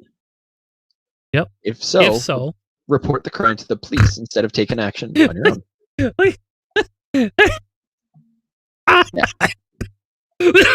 He violated that first rule right there. Yep. Oh, yeah. Personal safety and that of others should be could be compromised by attempting an arrest. Relevant considerations would include whether the suspect is alone and whether they possess a weapon. Will you be able to turn over the suspect to the police without delay once the arrest is made? And the last consideration is, do you have a reasonable belief regarding the suspect's criminal conduct? And, the laws are citizens arrest laws. So if you scroll down a little bit here, in special circumstance of any type of criminal offense that is committed on or in relation to your property, you may either arrest a person you find in the act of committing a crime, or arrest a person within a reasonable period of time after having found that person committing a crime. To be eligible to make a citizen's arrest for a crime on or in relation to property, you must be one of the following: the property owner, in lawful possession of the property, or have been authorized by the owner or the person in lawful possession of the property. Now, you'll notice that the only person who had any sort of legal standing that would have fallen short in that did not try to make a citizen's arrest. No, in fact, they were actually doing what they would train most employees to do, which is not to escalate, get a picture, if you can safely record the license plate and report it to the police. And that's all he was trying to do. And then somebody got in his face. He brushed it away because it's more annoying than a mosquito. And then somebody got all pissy about it. Which is funny because earlier you mentioned he did that as a tactic to get him to hit him. That's what it was. It was, look at me, you just hit me. Now, he's lucky that guy just slapped the phone away and just didn't sock him. Because I could tell you, and this is a personal admission, I have been the person there, somebody got in my face, and I looked at them and said, if you're going to fucking hit me, then hit me. If not, get the fuck out of my face, because if you breathe on me, I'm going to consider it assault, and I'm going to punch you to the point where you don't walk. So you can pick what you want. And I know that's not right, because obviously I would have been the one in jail, doing that. But I get, especially in that type of situation, my temper would be very high. That's like a road rage type situation, Yeah. Yeah. No, people like that, they very much thrive on the tension and the conflict, because that's how they live their lives. It's all this degree of intensity and unease and perpetually being imbalanced. Whereas for most of us, we're used to having both feet planted on the ground, trying to have a reasonable, rational approach to a situation. But all of a sudden, somebody like that who knows how to kind of, just push at the right time and all of that, will take advantage of you being off your game. That's why if you're ever, being held at gunpoint or robbed or whatever, just remember, they're more stressed out than you are. You might be freaking out and afraid for your life, but they're under a lot more personal stress than you are, because they know that they've got so much to lose, and they know that there are so many things that could go wrong for them that would end with them having an even worse outcome. So it's just a fun little factoid there. But so part of the reason why I really wanted to go in this, and this is a topic that I've wanted to go into, I've just struggled and been dealing with my own shit, and this was just a great jumping off point. Yeah, it's nice to talk about Canada being the crazy one for once. we're going there. We're gonna go down this rabbit hole. So the reason why I brought this up is because in the article, you stopped on a picture and from the original CTV article of Artur, and I'm probably going to end up saying this wrong because he is a Polish. He is from Poland, and I'm not 100% sure if I'm saying this correctly. It's either Pawlowski or Pawlowski, and he and his brother David are very well known in Calgary and Alberta specifically because of their activism in their street preaching and their anti-mask organizations over the last year. So I've included a few different things about this this individual, but we don't have to watch all of it. I even included an interview from the other day with Pawlowski when he was on Laura Ingraham, because he is such a despicable human being that even the Karen of Karens, Laura Ingraham, wanted him on her show and kissed his ass. So he was born in 1970, and in his interview with Laura, he says that he knows what oppression is, and says he warns of the dangers of the COVID tyranny and all of that. But he wasn't born at a time when it was when the tyranny and oppression were completely were as prominent. Well, I'm not having done a little bit of research into the political climate of Poland at the time. Yes, there was a lot of strife. There were a lot of problems, and there were issues with things like martial law. But there was nowhere near what Poland has been under previously. In fact, his parents' generation probably could tell him a little bit more about what it's like to actually be oppressed by people like the Gestapo and the Nazis, because they might have actually had to deal with them. But yeah, so he is, anytime the police are basically telling him that he can't do what he wants, they're Gestapo, they're SS, they're Nazis. And Godwin's law, right? Anytime you have to invoke that type of language, you know full well that somebody has lost a discussion, especially when you're doing it because you're just throwing a tantrum, and that's all there is. So I am just going to be give a little bit of an exposition into, like these anti-masker types in Calgary and their behaviors. And it works well because, he is a street preacher, and he has used his ministry to try to use that as a way to hide his activities. So do you want to play the video? I've already listened to it once, so I mean, if you want, I do. I got to hear his Canadian accent. He's from Poland, so he doesn't actually have a Canadian accent. He has a fairly thick Polish accent, though. Pawlowski joins me now. Pastor, you said you spent 30 hours in solitary confinement after what we just saw? Yeah, total. We What's spent 3 days. What's happened to your country? We have no rights whatsoever.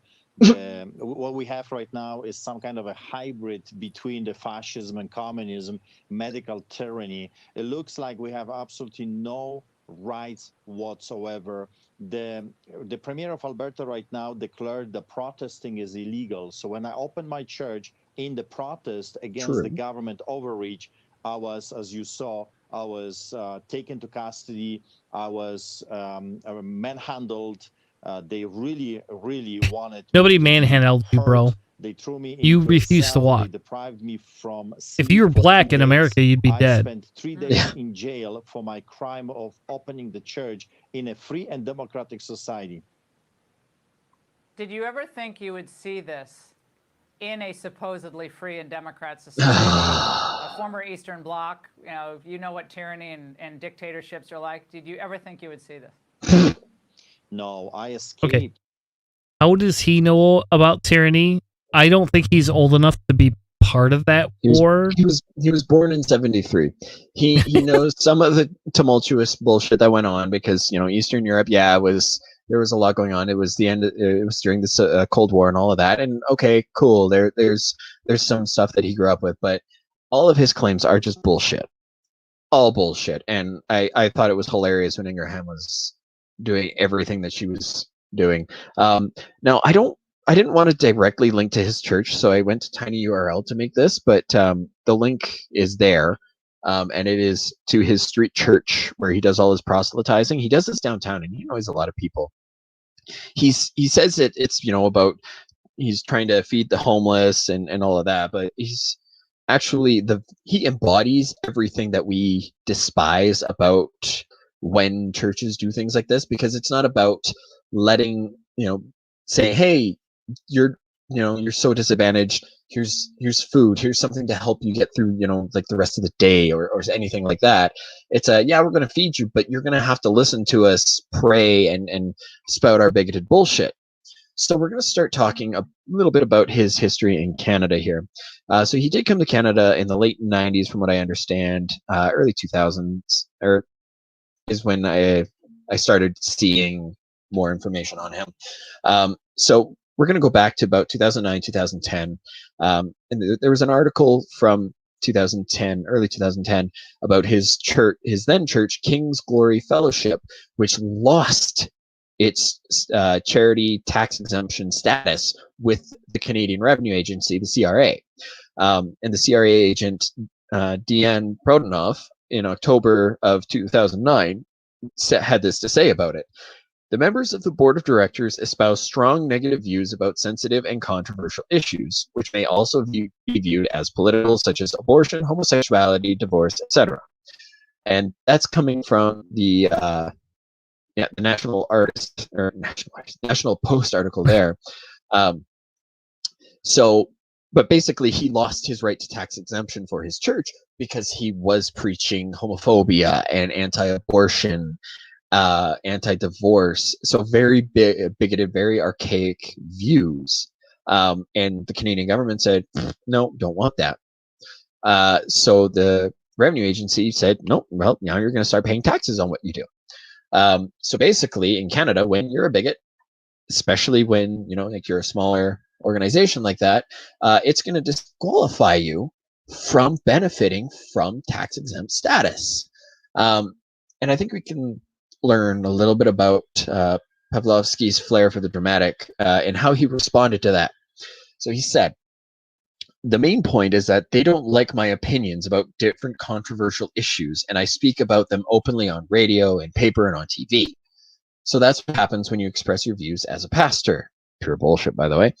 If they take the charity status away from a church, they are hoping that they are going to starve us to death in Canada, and therefore we will not be able to influence anyone. That's basically what happens. That's what they want to accomplish. They want to muzzle us up. So basically, he knows what he's doing is wrong, and he's going to act like a child. He's not going to challenge his views. He's going to go, no, I'm right, you're wrong, and that's it. And instead of trying to have a reasonable discussion, fingers in his ears, falls to the floor, kicks the ground, screams, kind of like a 3-year-old who you said no, can't have that Cinnamon Toast Crunch because they saw the thing about the shrimp and they thought it was great, even though they hate shrimp because kids are weird. Yeah. Well, and here's the thing. It's funny because this is not his first run-in, it looks like. It looks like he's repeatedly had run-ins with the law. Oh, yeah. And it looks like, and that's the funny thing is anybody that says, I'm doing this for Jesus, I'm doing this for that, it's a very hard task to say, okay, well, you are, but do you have to preach your hate? And, I'll be honest, like, there you go. There's a positive that Canada has these laws that allow you to disenfranchise groups that do that. Yeah. And my thing would be is, how about this? Can they file a 501(c)(3) status or like a nonprofit status, which is different than like a church exemption status in America? So like in America, church exemptions, you don't got to prove shit if you're a religious organization. If you're a nonprofit, you do have to prove shit and you're held to different tax laws and different laws of people, right?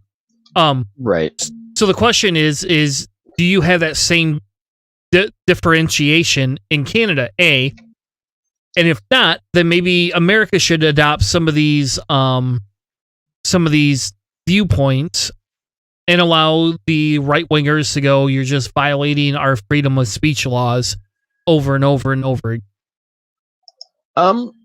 Well, I'm not overly familiar with tax laws. So what I'm looking at right now is from the Canadian Revenue Agency itself, and it's just distinguishing a nonprofit organization from a charity. So here's what it reads.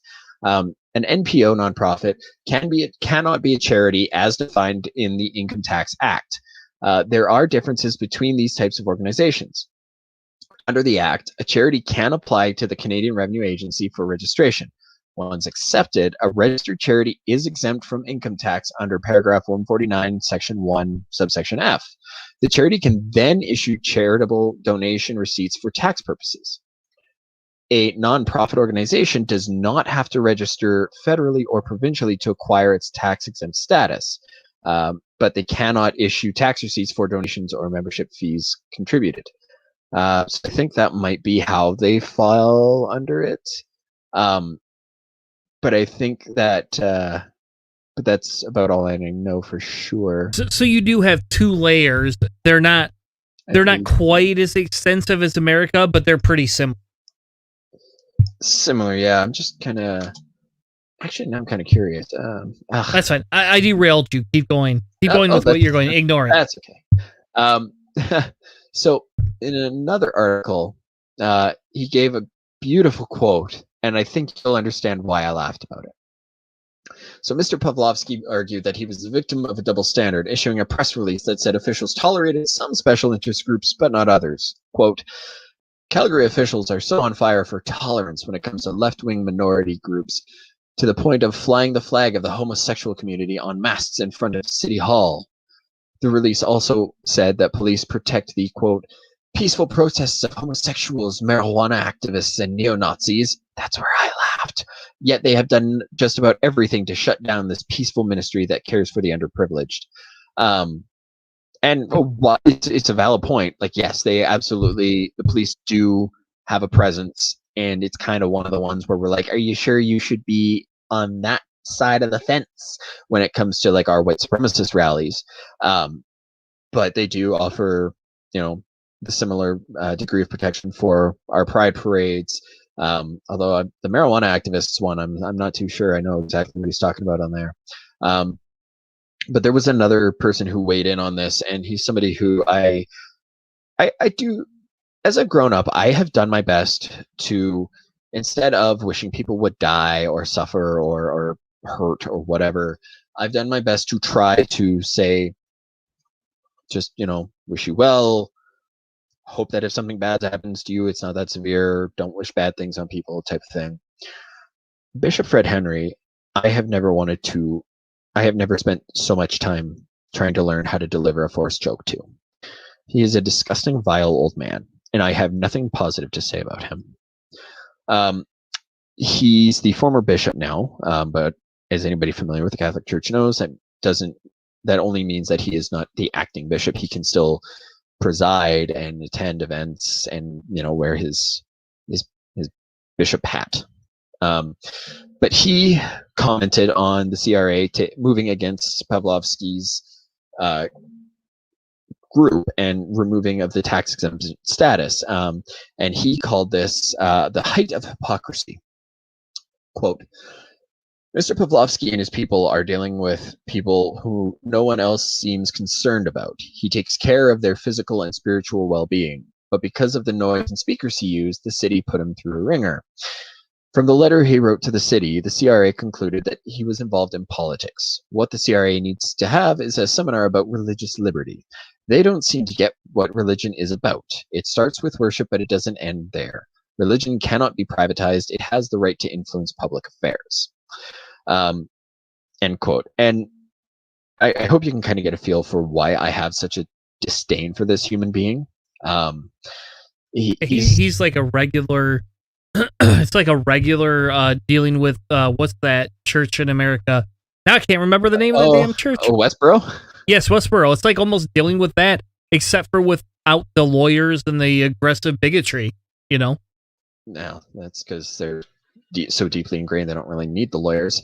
But what I found was interesting was that Henry had a history with the CRA dating back. So in 2004, tax officials said that he'd crossed the line when he sent a pastoral letter that said, then Prime Minister Paul Martin's support of abortion and same-sex marriage were a source of scandal in the Catholic community and reflected a fundamental moral incoherence. Tax officials asked him to remove the letter from his website, but he refused.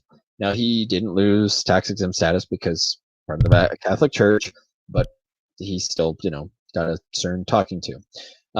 But Pawlowski is a well-documented homophobe and bigot.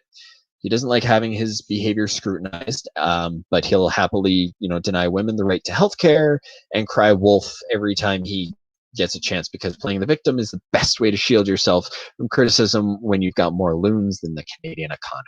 And you have no idea how long I've been waiting to deliver that line.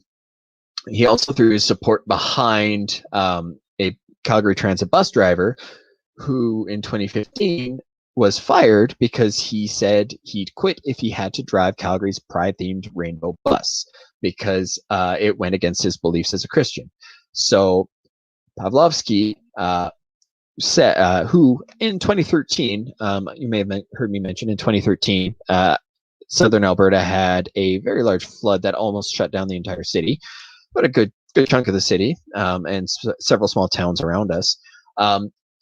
Pawlowski said that those were caused in part by God's unhappiness about homosexuality.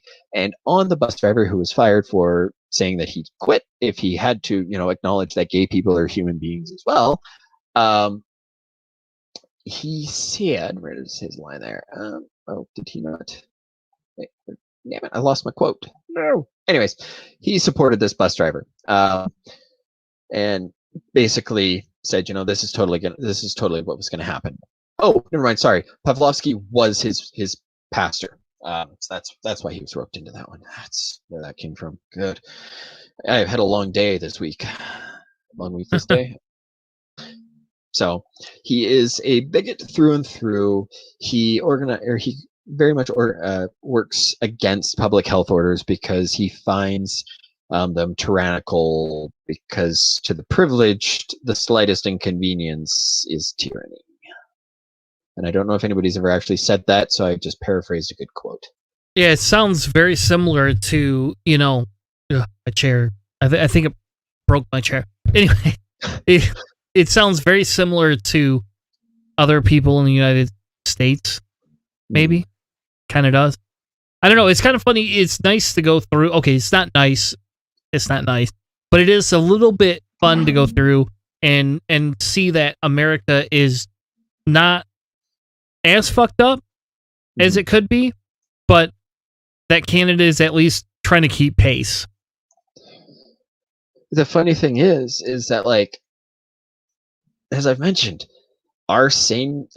when same-sex marriage was legalized in Canada, we were under a conservative government. I don't think I know they were in power. At worst, they had a minority, but at best, they had a majority, but they're still the ones who legalized same-sex marriage. And it's sad that it didn't happen until the early 2000s, but they're still the party that did it. Yep. Oh, I don't know, man. It's crazy, right? That's a good word for it. It's some of this stuff. You just can't make this shit up sometimes. It's true. Life is stranger than fiction. It is. That's a good movie, though. It's one of the few Will Ferrell movies that I can actually stand to watch. Oh, I don't even want to hear it. All right. We are done having this conversation. You will get no more. Oh. No more. With that being said, let's move on to our quick saves and wrap up here, folks. Oh, God, you don't mess with Canada's fucking gooses. That's what I'm sure. So this video, this is just something that I found. I spent all day staring at the computer. Are those ducklings? Those are goslings, yeah. Those are baby gooses.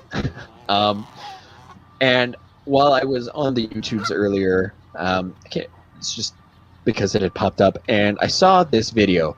Now, what you won't see it until later on in the video, and you have to slow the video down to really notice it, is that these two geese are actually protecting their babies. And in a couple of seconds here, you're going to see them freak the hell out.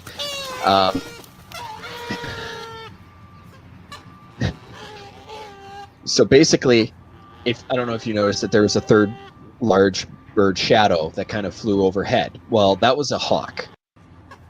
So once the geese started freaking out, there was a hawk that had been eyeing their babies. So if you notice that the one goose kind of threw itself to cover the young with the wing. This kind of stood out for me because my wife and I we do our best to go for brunch or breakfast every Sunday morning. It's kind of become our ritual the last few months. It's been a nice way for us to make sure that, we're always having a date and doing something. And, we've been really taking the opportunity to try take out from a lot of different restaurants in the city, specifically like the smaller ones. And because it was so nice over the weekend, we grabbed it and went for a walk. And we were walking by the river, and of course it's May, so there's a lot of young geese. And we watched several of them kind of, like teaching their kids to swim and all of that. And don't get me wrong, geese are horrible, horrible creatures. They are terrifying. They will attack you with no provocation. There's a reason why they're pretty much like the badger of the bird world. But it was still kind of cute. But we walked close, and I was about 3 feet away from one, and I kind of put myself between my wife and the geese because I know what they're like when they're with their young. They're very, very, very protective, and it started hissing at us, just kind of like the side I hiss, and I was just like, oh god, I can at least take getting bit, unlike my wife who would like fit halfway into your throat. God damn. Do they have teeth? Do they have teeth? It's not that they have teeth. Do they have fangs? They're the cobra chickens, man. They're fucking cobras. That's what the fuck they are. The cobra chickens. That's what we should have named the podcast. Cobra chicken. That's what we'll call it. So they do not have teeth, but they have what's called tomia, and it's made out of cartilage and is part of the tongue and beak rather than separate body parts. So it's very stiff and it's rigid, and it is kind of painful. It can do damage, but it's not officially teeth. But it's terrifying nonetheless. Yeah. Yeah. Yep. We had the other day when I was taking my dog for the walk, we saw some geese in the park. And it's kind of the same thing. It's like, we're gonna walk over here. Come on, buddy. Don't go after them. You probably will not win that battle. There's some nasty things there. Yeah. But my quick save of the week is sad and happy at the same time. Remember me? So essentially what's happening is this gentleman is in his late 80s delivering pizza. Yes. And these people are calling on him specifically to deliver the pizza and then giving him larger tips than most people give. Mm-hmm. And what happened was they posted it on TikTok and they actually raised funds for him. Everybody loves you. Okay, so we left you a $20 tip here tonight. Yeah. So that's we know Papa John's pizza can't be that expensive. Yeah. So here's an update for you guys. I found out that So they're essentially what they're doing is raising money for him because he has to work 5 or 6 shifts a week to make ends meet. Yeah. And I'll be honest, you watch this, you could cry because like this is it's very sweet what somebody has done for this guy, right? Yeah. And it's very kind of exciting that this guy can actually work at his age. Like he's that competent, he can still drive around. Good for him. But should he have to do this? And this talks about how shitty American culture is. Yeah. So while this is like this feel good, oh my God, they raised $12,000 for him by small donations, which is amazing, right? And I'm going to pause the music and the things right there because he doesn't understand why they're doing this for him. That's how ingrained capitalism and bullshit is in America. Yeah. It's sad. He has to go work a job at 89 years old to make ends meet. Yeah. Now, if he was doing it because that's what he liked to do, That would be one thing. But he's doing this to make ends meet. Yeah. Yeah. Oh God, I can't even remember. One of the podcasts that I listen to, they talk about this and why this is such a problem. And I wish I could remember the term that they used for it. Is it terrible No, it wasn't terrible capitalism. But I just, on like a personal level, like you're right. That is so unbelievably sweet that these people did this just for him. But on the greater social level, it screams of what the fuck is wrong with a country that says you must work for at least 40 years before you're allowed to retire, and then once you're at retirement age, oh, by the way, if you didn't do this, that, and this, jump through all of these hoops, not only are you not going to be able to actually retire, but you're going to have to continue working just to make sure that you don't die and can afford to live. Like that's so atrocious. And unfortunately, Canada, while not exactly the same, is still has a long way to go in terms of taking care of people for their retirement. Just as a brief anecdote, I used to work for a grocery store, and we had a gentleman who was about 10 years past retirement. And when we asked him why he didn't retire yet, he goes, "Because I can't afford to."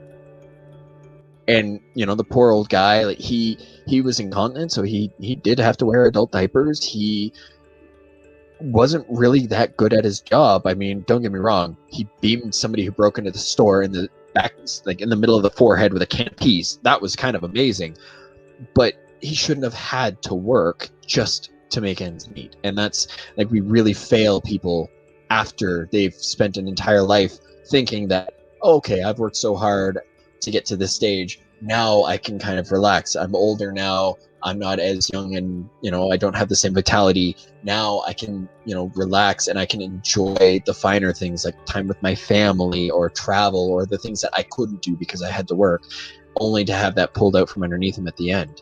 And as you said, if he was doing that because he wanted to, okay, that's, what, I totally support somebody's right to do that. But if he has to do that to make ends meet at 89 years old, he might not have his license much longer.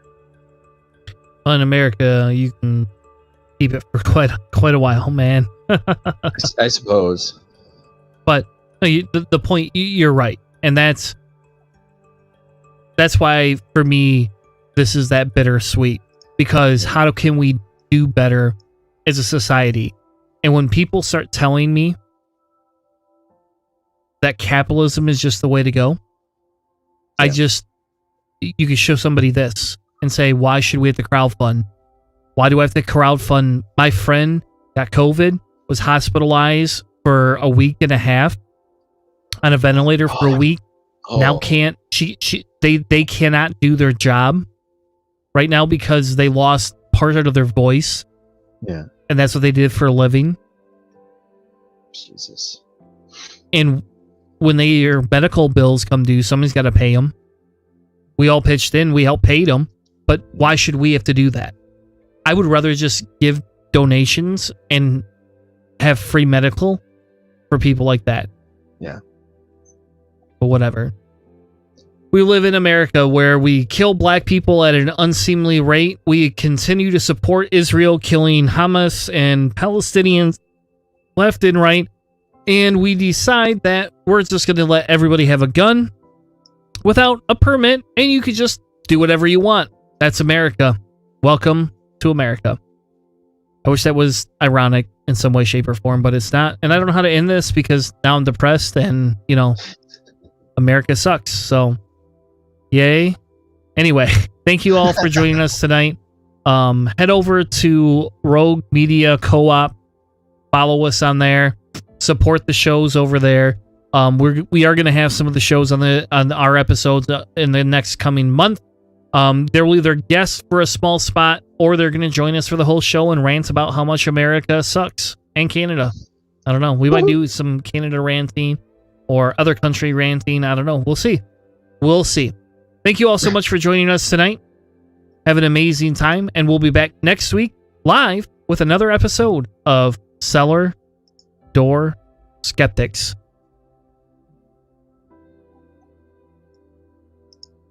I don't know. Maybe should we come back next week, Keith? I think so. You think so? I like coming back. You're not too depressed? This isn't like making you want to end the show? Not end the show. My depression is its own thing. Fair enough. Anyway, thank you all. Have a good night. We'll see you next week.